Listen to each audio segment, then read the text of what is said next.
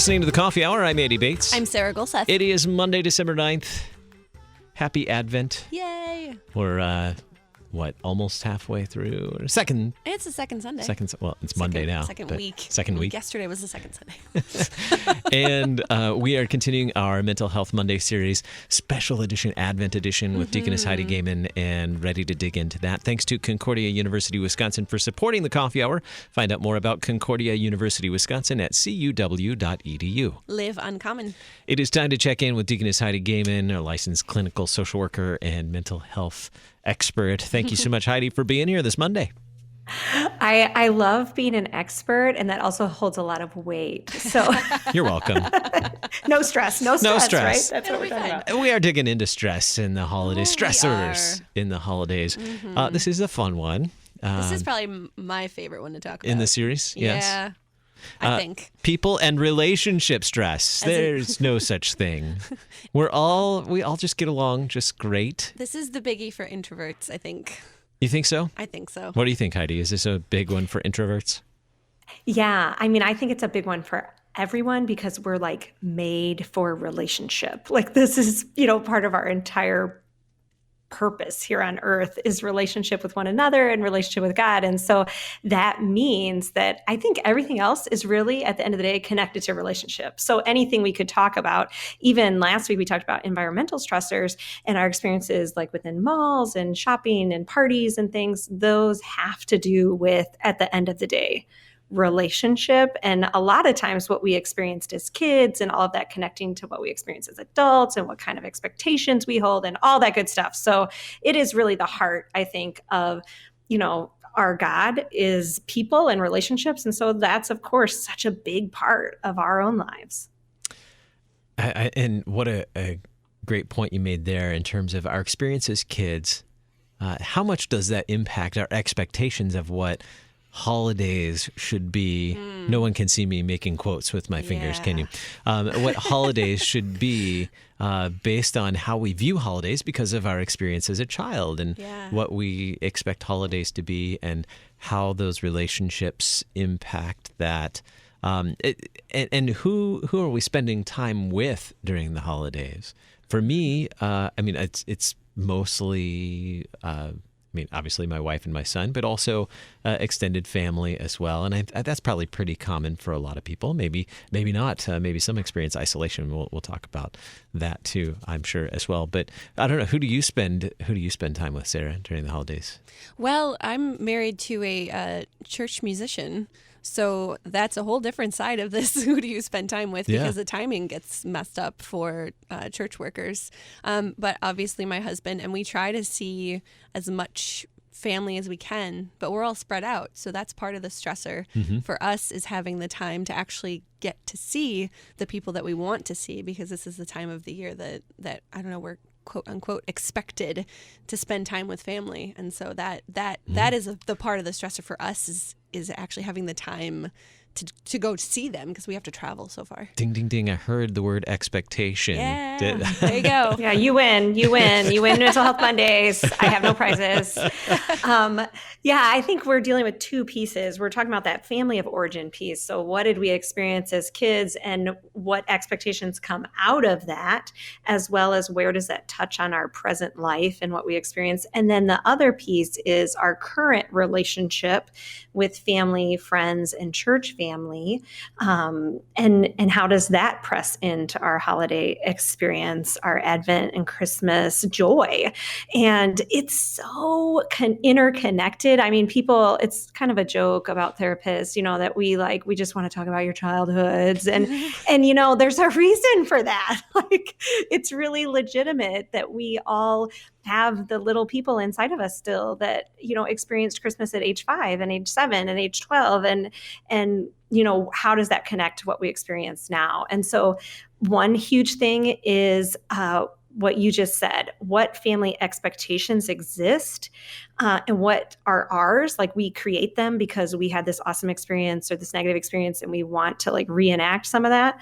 Or, what is our family telling us right now, or our church family, like you just pointed out, telling us right now that they need from us. The most helpful thing I can tell you about relationships and the holidays is there's no rules. Like there aren't rules to the holidays. Even the creation of Christmas isn't from God. Jesus coming to earth is from God. Celebrating Jesus incarnate in a manger is from God.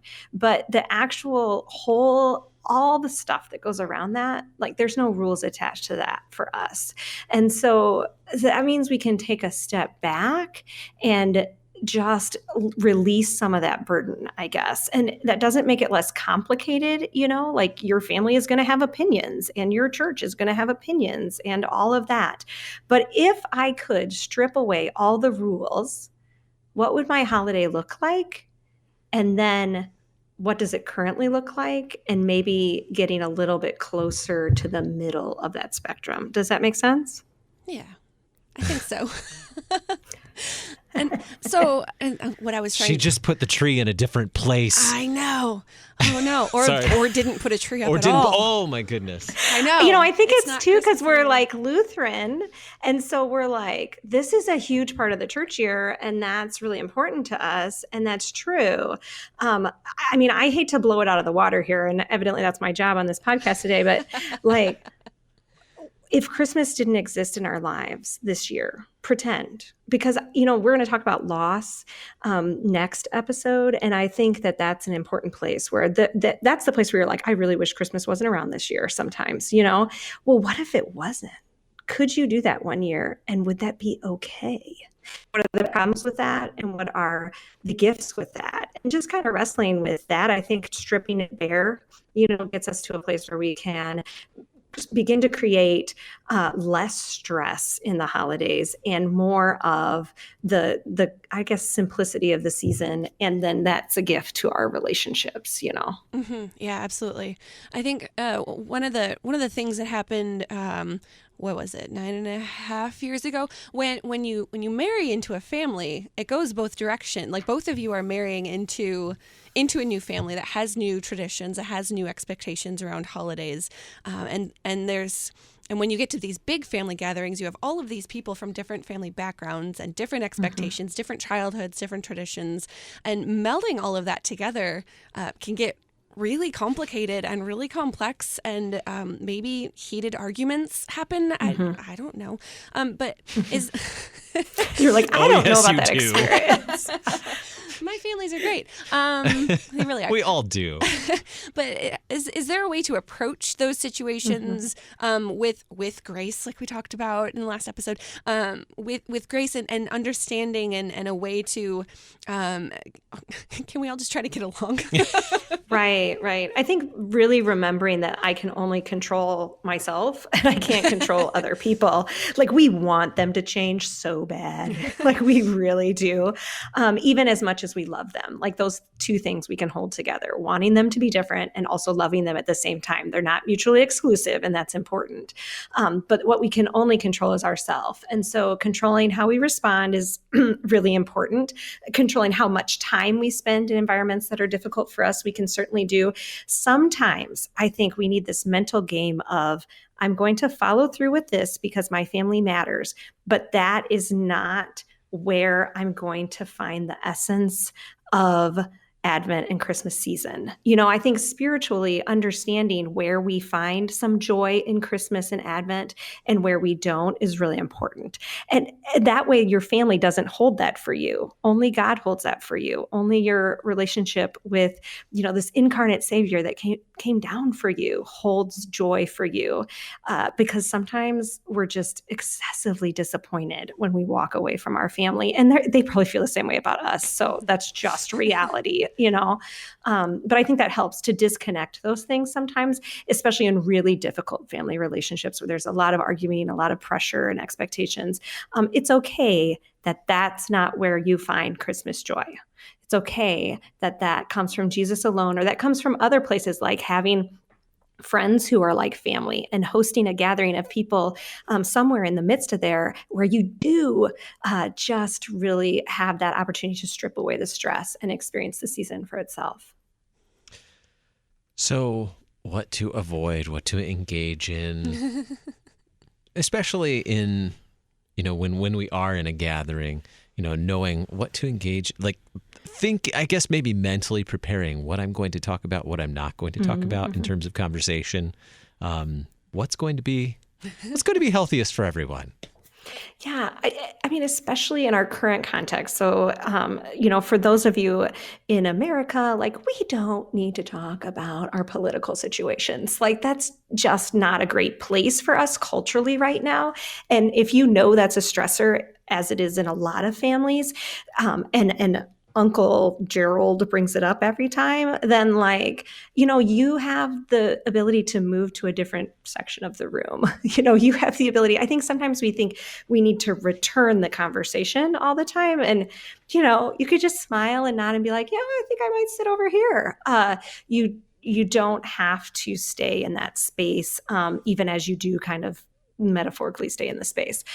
Same thing with, we're not going to turn anyone into Christians, at our Christmas family gathering. We can talk about Jesus, and please do. Don't not be yourself. But at the same time, there shouldn't be any pressure. This is the one time a year I see this person. I really need to make sure that I'm just dumping the gospel on them. Instead, sharing your own experience and how you engage. And, LCMS Witness and Outreach has the awesome Everyone Has Witness program, and maybe they'll do a holiday module at some time. But considering those head, heart, and hands concepts of where a person's at is really important, and can also help you begin to understand why this conversation is so important to someone or what they need to hear. You mean having empathy for people? Yeah, I mean, it's hard. You get into the situation and you're like, I just want out, and that's all you can think about. So your words start to fail you. Thinking about them ahead of time, like Andy said, really helps. I'm one of those weird people that I really do think through. Yeah. I'm a processor. I have to process stuff before I talk, and yet I get to do it every day here. I know, it's weird. We have more. We'll continue the Mental Health Monday series next Monday. Today, people in relationships. Next Monday, we're going to take a look at loss and life experience stressors. Deaconess Heidi, always a joy. Thanks for joining us for Mental Health Monday on the Coffee Hour. Always fun.